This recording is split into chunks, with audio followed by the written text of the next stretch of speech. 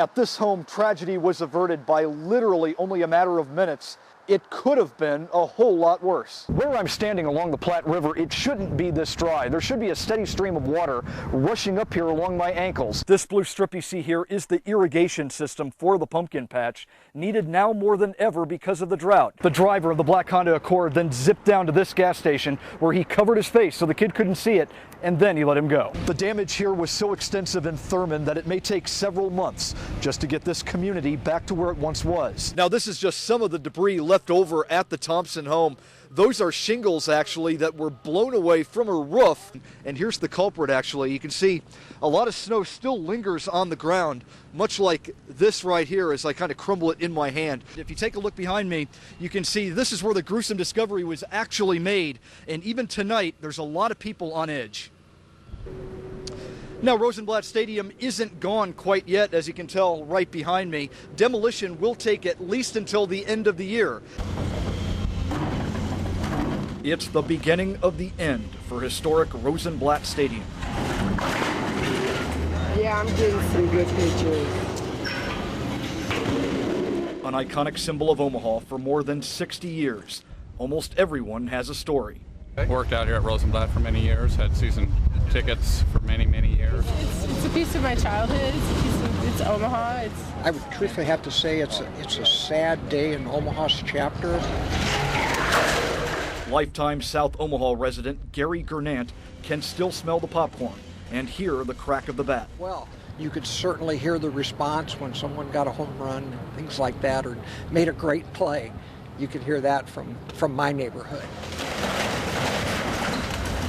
As cranes move in to demolish the stadium, spectators stand together in disbelief. Mary Dilley brought her young daughter, Jessie May. Been going to games here for like 40 years, so I just didn't want to see them take it down.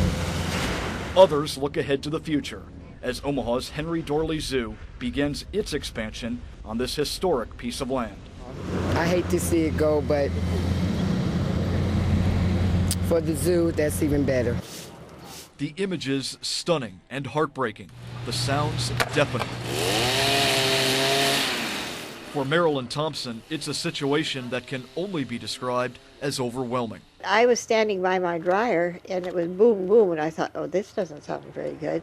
Like so many others in Mapleton, Thompson had only seconds to duck for cover. I thought, well, if the roof is going to come down, that's not too wise standing by that dryer. So I got under that table. And that's when everything happened, and it saved my life. One day later, Thompson watches in agony as her daughter and future son-in-law pick up the pieces.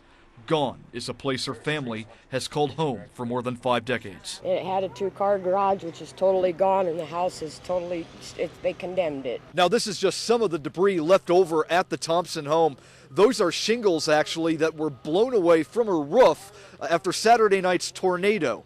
Their home is a total loss. The family not sure what to do next. We don't even know really where to start at.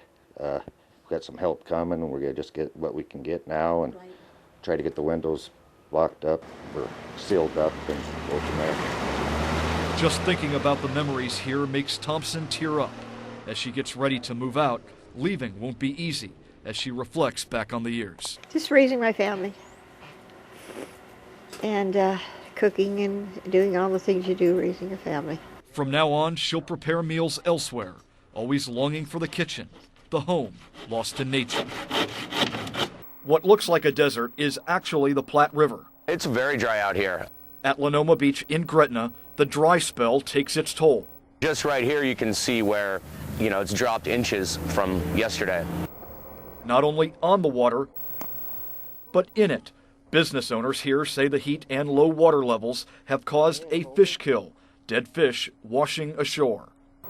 Most of our plants that we planted this summer are gone. It was last. Brooke Dill is keeping a close eye on his business as his customer base, like the water levels, are taking a hit. Once we get some rain, then I'll at least get another foot of water in here and get some people out here. It's certainly unusual. In Springfield, Heron Bay restaurant owner Steve Smith shares the same story. And this is the lowest I've seen this river in maybe 2 years. The airboats that frequent his business just aren't coming like they used to. I've seen a decrease in traffic and airboats significantly within the last, say, 3 weeks. A sign things are getting dire along this river. For business owners, it's as simple as this. All they want is just a little rain to get everything back to normal out on the Platte River. And that's something they hope happens very soon.